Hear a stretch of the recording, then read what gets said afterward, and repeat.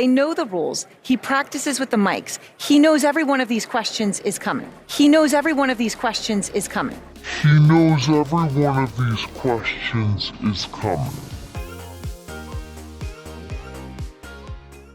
Election day 2016 was a pretty amazing night. Of course, it was the end of Hillary Clinton's political career. That woman will never be president.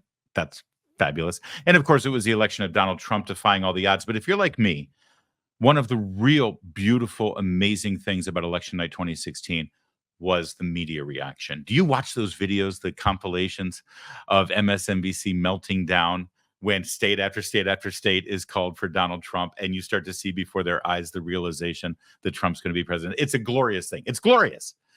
So last night, the debate between Biden and Trump on CNN, the reaction afterwards, almost as glorious. I mean, it's right up there. So let's take a look, shall we, at some of the great moments. First, though, a revealing statement by Erin Burnett on CNN that not a lot of people caught as she was doing a quick fire roundtable there with Chris Wallace, Caitlin Collins. Listen to what she says about why Biden should have had a better night. Watch.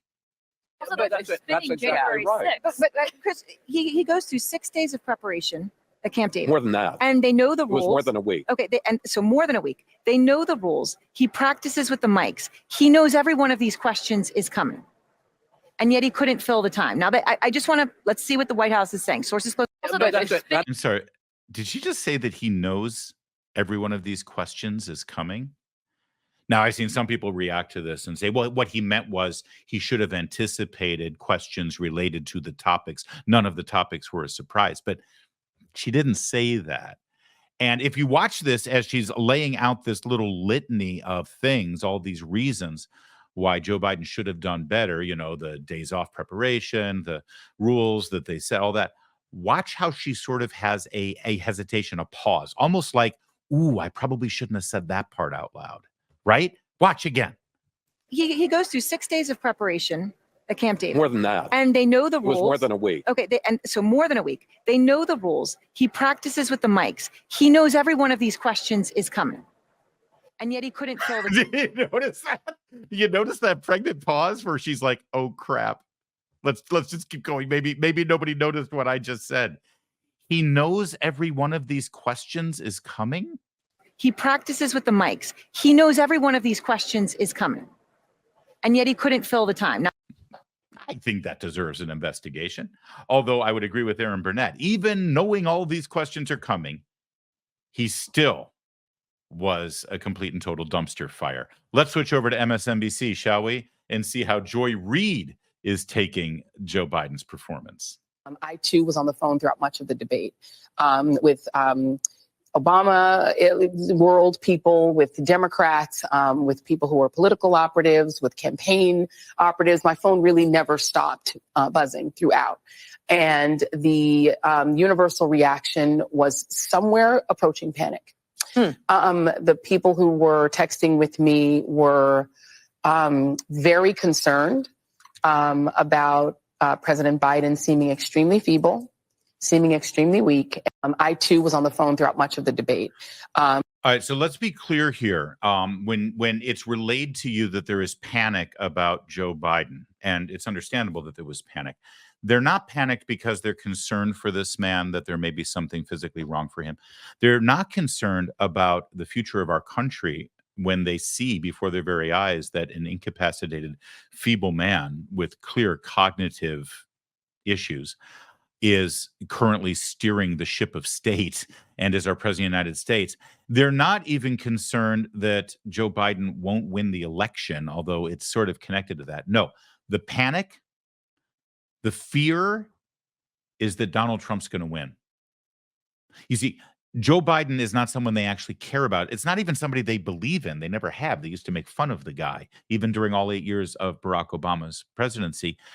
During those 8 years, Joe Biden did exactly what he did for the last 4 years for the Marxist organized political left in this country, manifest in the Democratic Party, at least the Obama world of the Democrats. He did one thing, and that was serve a purpose as a meat puppet for them to be able to keep power. Joe Biden was brought onto the ticket to make Barack Obama look more presidential, to shore up his foreign policy credentials, to be a non-threatening vice president who will go out and campaign but not actually have any pretensions on the Oval Office, right? That's why he didn't pick Hillary Clinton. He picked someone who would be pliable, malleable, would be happy to be there so that he can work his corrupt little relationships through his brother and son with overseas partners and get rich. And for the last 4 years, he has served a purpose to stop Donald Trump and allow the Marxist agenda to continue through advisors like Susan Rice and even through Kamala Harris, who Obama handpicked. So the panic here is that it's all going to come to an end. And even worse, Donald Trump is going to get in there and start looking under rocks because he knows a lot more now than he did when he was president 8 years ago. That's the panic. Kristen Welker over on NBC, MSNBC specifically, or no, this was on NBC News because they did broadcast network coverage. Here's Kristen Welker, the moderator of Meet the Press. Well, Lester and Savannah, there's no way to sugarcoat this. This night got off to a tough start for President Biden. He delivered a performance that was at times halting. At times, he seemed to lose his train of thought. At times, he started to talk about one topic, for example, the economy, and then shifted to Afghanistan, which gave former President Trump an opening. And the topic of abortion, his strongest topic coming into tonight, he raised the issue of immigration, which gave former President Trump an opening. Yeah. Boy, they're really angry that he didn't nail abortion because that's all they've got. And by the way, I love that she says that's his strongest issue. Is it though? Is it? Because the majority of Americans are not with Democrats right now on that issue. They don't think that abortion should be legal right up until the moment of birth. So I love how deluded that they are. Listen, abortion is Democrats' strongest issue only when they can lie to you and pretend that it's not what it is. That's why they're pro-choice or pro-reproductive rights or a woman can do whatever she wants with her body. And mean old white men shouldn't be able to tell them otherwise. Also, real fast, the beginning of this is so revealing about Kristen Welker, who she is and who NBC News is. Again, she's the moderator of Meet the Press. And what did she say at the beginning when giving her analysis of the debate? Well, Lester and Savannah, there's no way to sugarcoat this. There's no way to sugarcoat this. I'd like to. And I know you brought me on here to try to sugarcoat it, but I'm sorry, I'm incapable of doing it. Why would that even be part of the thought process? Well, I'm here to deliver facts, so let me do that. No, that's not what she said. What she said was, there's no way to sugarcoat this. And I know I should, and I want to, and I only pray to God that I could, but even I am not that talented to sugarcoat what we all just saw. Okay, moving back over to CNN, John King reveals exactly what's going on in the corridors of power in the Democratic Party right now. That right now, as we speak, there is a deep, a wide, and a very aggressive panic in the Democratic Party. It started minutes into the debate, and it continues right now. It involves party strategists. It involves elected officials. It involves fundraisers. And they're having conversations about the president's performance, which they think was dismal, which they think will hurt other people down the party in the ticket. And they're having conversations about what they should do about it. Some of those conversations include, should we go to the White House and ask the president to step aside? Other of the conversations are about, should prominent Democrats go public with that call? Because they feel this debate was so terrible. They do say in moments in the debate later, the president got better and got his footing, but then at the end, even his closing statement was a little halting. The contrast between the two candidates. Let me be clear. None of them, and a lot of Republicans, don't think Donald Trump had a great night. Donald Trump broke the fact check machine more than I can count. That right now. Yeah, okay. Let's translate this because as you hear these analysts say, yeah, people are trying to figure out how to get Biden off the ticket. We'll get to that a little bit later because it's really revealing that that's exactly where they go immediately. How can we get together and alter the course of time and alter the course of history by just managing this ticket and getting Biden out? But understand what he's saying here. When it's, a few people deep in the Democrat Party apparatus, funders, senior members of Congress and party apparatchiks, That was the only audience Joe Biden needed to please last night. Joe Biden did not, let's just be clear here. Joe Biden did not need to win this debate, okay? The media was going to crown him the winner no matter what he did, as long as he wasn't a disaster.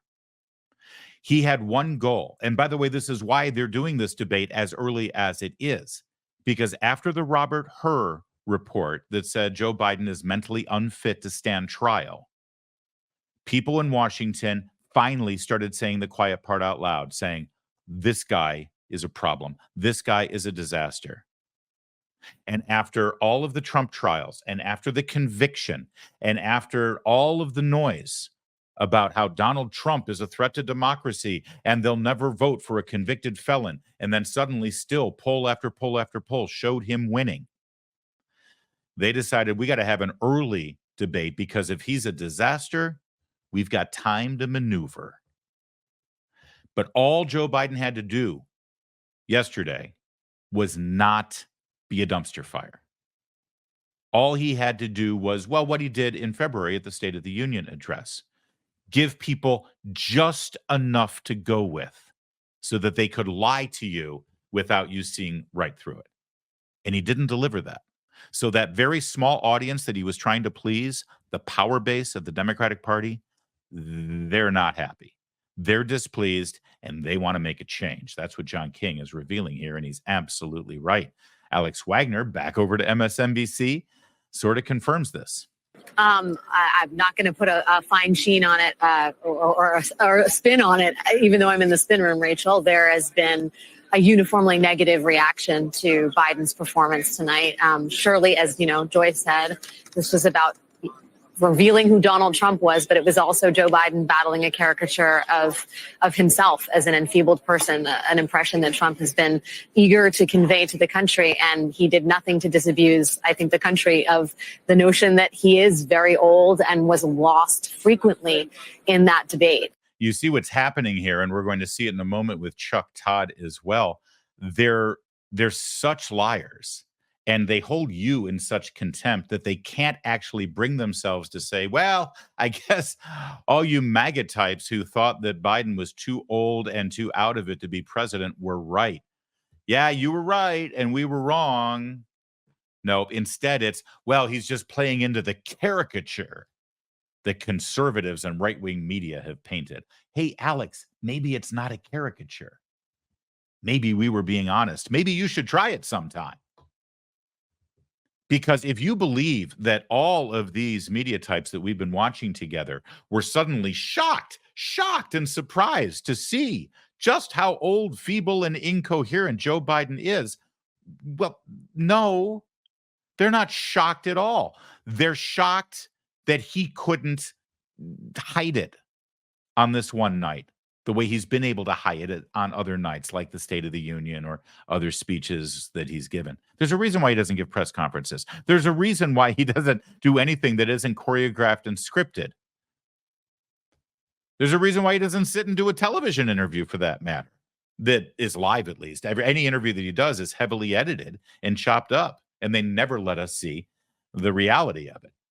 No, these media people have sat there and lied to you.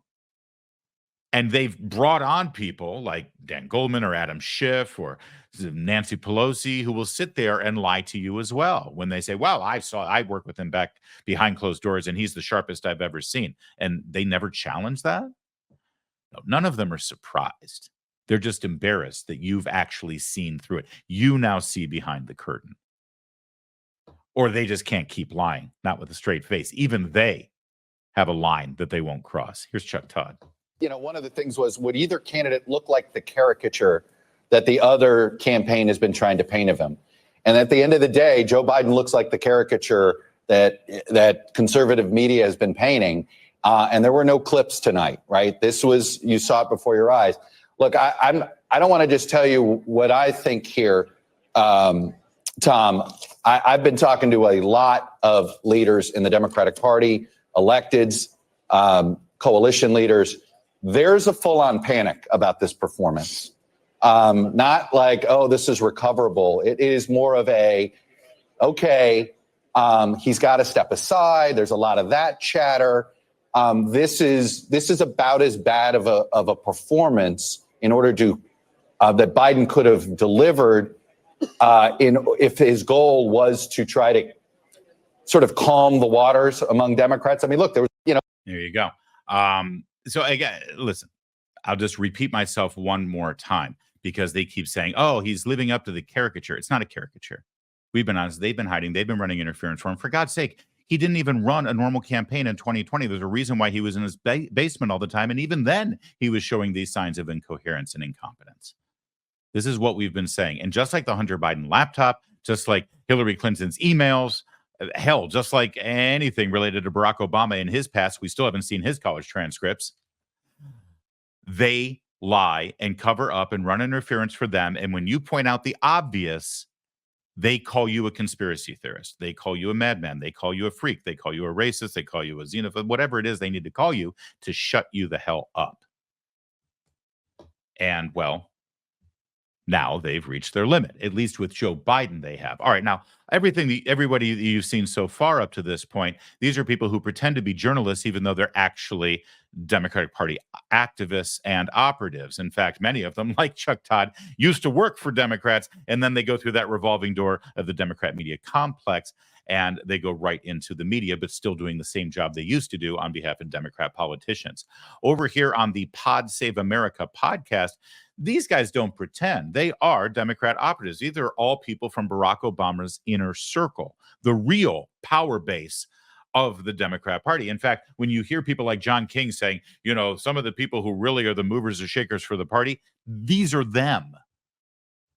And what did they have to say? We always want to be honest with you guys. I don't think we need to, you don't listen to us for us to sugarcoat anything. I think it was a disaster. I think it was like maybe the worst debate I've ever seen in my entire life.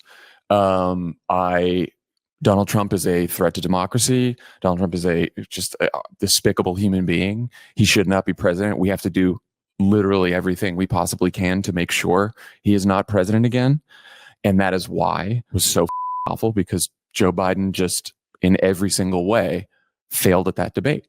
And I don't know what else to say there except that and then I won't make any other predictions now, but it was a disaster.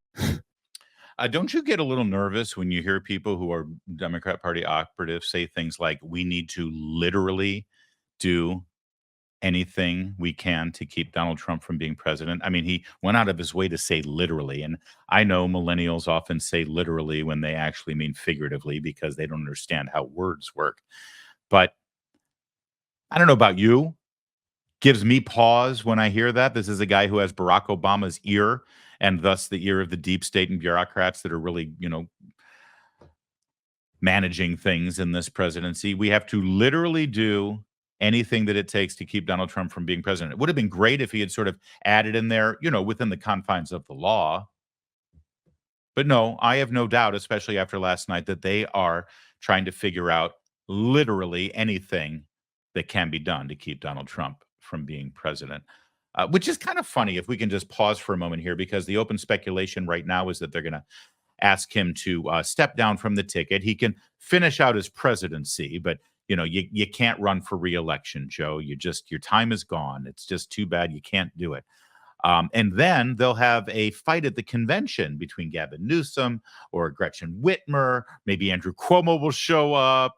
Kamala Harris, of course, is sitting there.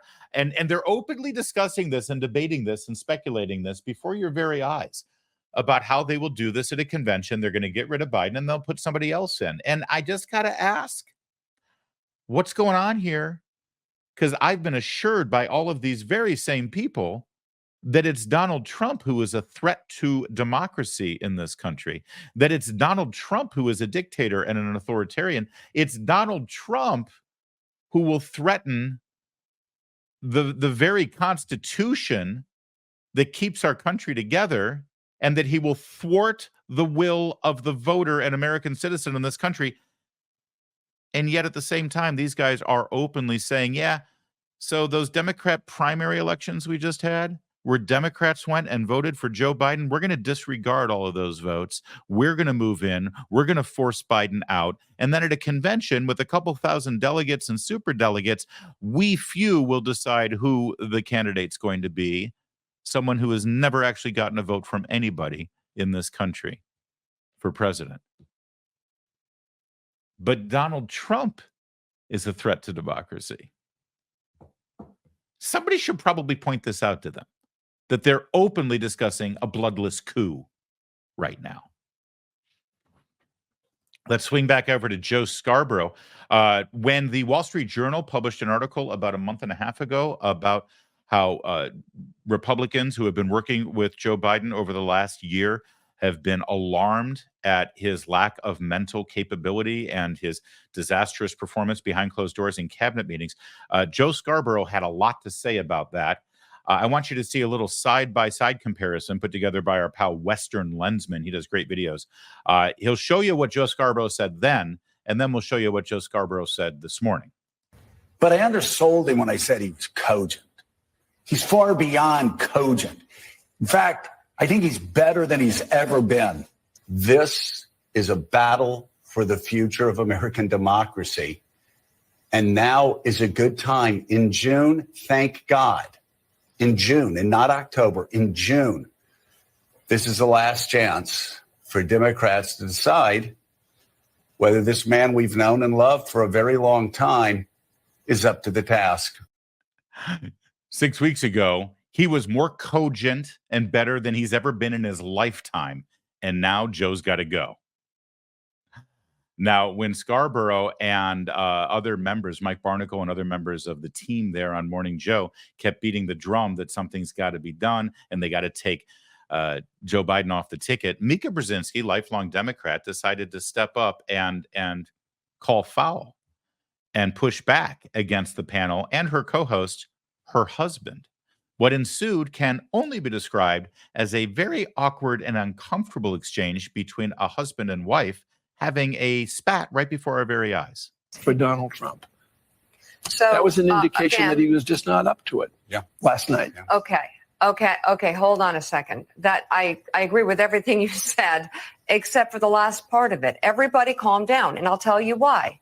I mean, it's fine to not spin what happened last night, and we're not going to. But by the way, he had Mika, a terrible night. Mika, everybody's calm here. No, you're the but- only one raising your voice. No. Everybody is calm here. But again, it's the let's just immediately pull this. Let's end this. Let's find someone else. That's not what Mike said. That attitude toward this is what I am saying slow down on, because again, there's no spinning it, but let's be balanced. Let's for once show some balance in a media world that is so shrill with imbalance that we've become inured to the difference between these two candidates. So let's put it this way.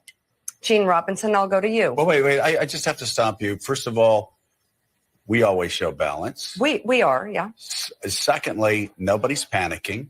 I said these were questions that Democrats and Joe Biden needed to ask themselves.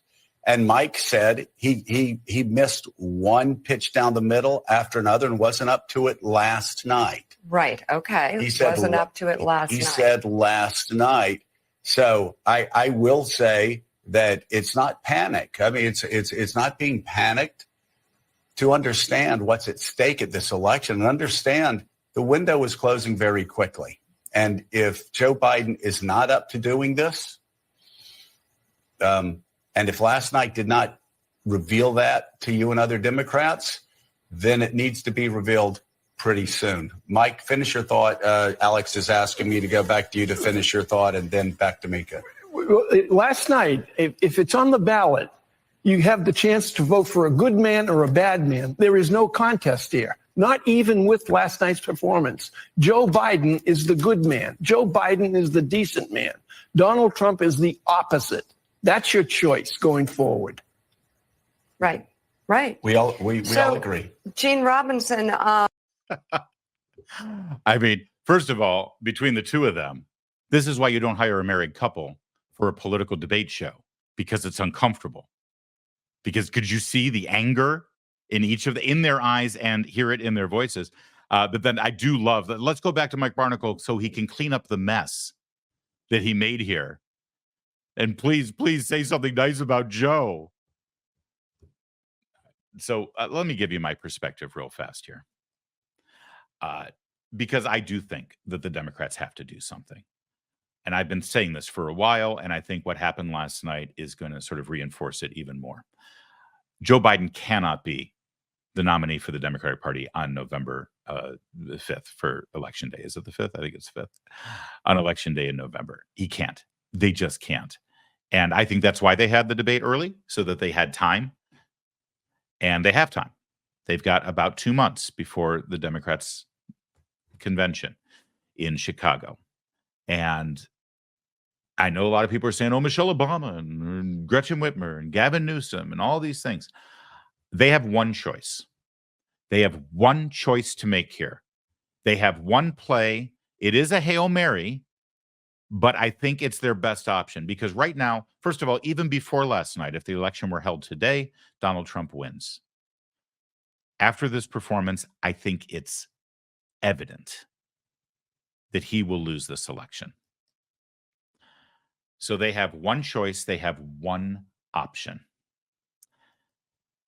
They need to not just have him remove himself from the ticket because you can't go out there and say Joe Biden is not capable of running for a re-election in November, and yet somehow he is capable of being president of the United States.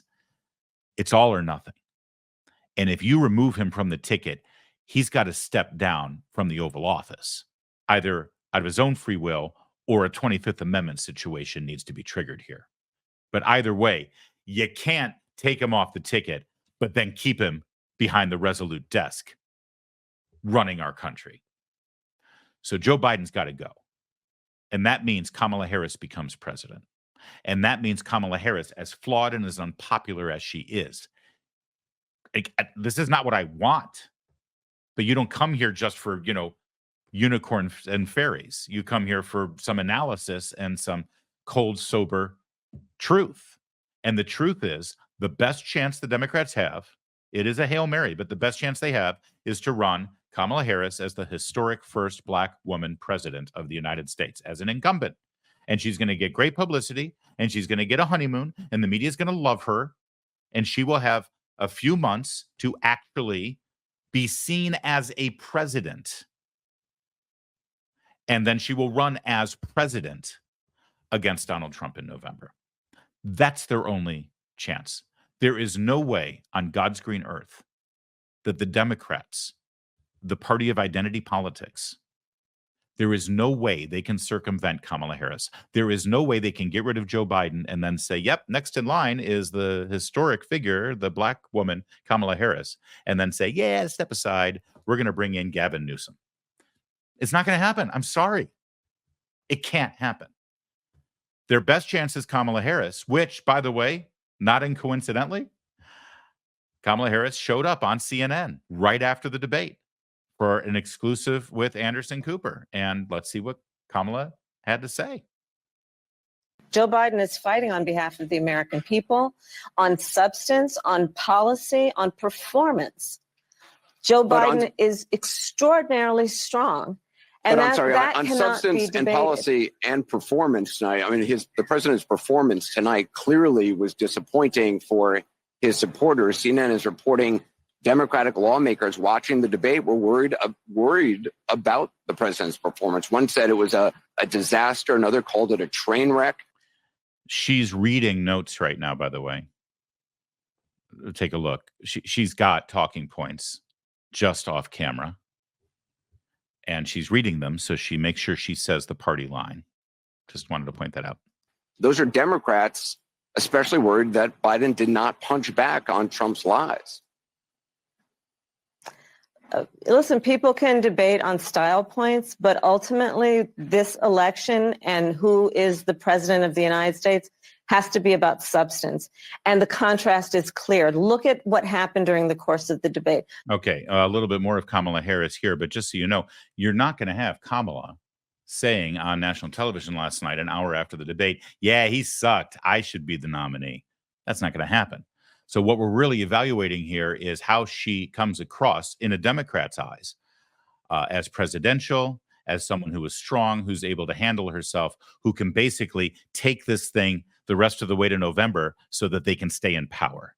Again, she's just as much a meat puppet as Joe Biden is. But as long as she's there and she can win, that's all they care about, so they can stay in power. And more importantly, keep Donald Trump out of power. But the president of the these United facts are States very was not important. able to make that case to Donald Trump on the stage tonight. I mean, you debated against then Vice President Vice President Biden 4 years ago, and he was a very different person on the stage 4 years ago when you debated him. You must, I mean, that's certainly true, is it not? Anderson, the point has to be performance in terms of what a president does. A Right, president who but that is incites what's an scary for insurrection people against the watching this. Capitol. No, but I got the point that you're making about a 1.5 hour debate tonight. I'm talking about 3.5 years of performance in work that has been historic. But whether is that it be the man infrastructure, who we the saw former on the guy, the stage other tonight? guy, Is that the other person guy you on see the in meetings debate every stage? day? The person that you saw on the debate stage that has, for the last 3.5 years, up until today, performed in a way that has been about, whether it be in the Oval Office, negotiating bipartisan deals. This went on and on like this. And Anderson Cooper kept pressing the point, and it culminated in this exchange quickly. But this was a debate that your campaign wanted. You pushed for this debate at this moment. Obviously, I mean, you can't honestly say, I mean, can you say that you are not concerned at all having watched the president's performance tonight? It was a slow start. That's obvious to everyone. I'm not going to debate that point. There you go. It's just a slow start. It was fine. That is the bottom line here. They pushed for this debate. They wanted this debate. And now the only spin Kamala Harris could put on there after finally conceding, it's a slow start. The only spin that she had was this hour-and-a-half debate, pay no attention to it, ignore it. It doesn't matter. What matters is his track record for the last 3.5 years. Well, if that's the case, and if that's true, then why did they even want a debate in the first place? Why did they propose the debate? Clearly, the debate mattered to them for one reason or another. Maybe, as we mentioned earlier in the program, that this is really Donald Trump outsmarting them, that they offered a debate that they assumed Donald Trump would never accept the terms to because it was CNN and Dana Bash and Jake Tapper and all the other rules. And Trump said, you betcha, let's go anytime, any place. I'm ready. And then they were stuck. Maybe. But you have to challenge your own logic and your own mental capacity to believe what she's saying here, that, debates don't matter. Yet at the same time, know that they were the ones who demanded the debate and set all of the rules. Which leads us to our final point, which is if, in fact, this plays out the way it appears to be playing out right now, and that they do remove Joe Biden from the ticket and maybe even from the White House as a result of this debate last night that he demanded they have, that they engineered, that they coordinated, that they created from the start. If this ends up being the end of Joe Biden's presidency, or at the very least his reelection, this will go down in the annals of American history as the greatest political blunder of all time. And it's glorious.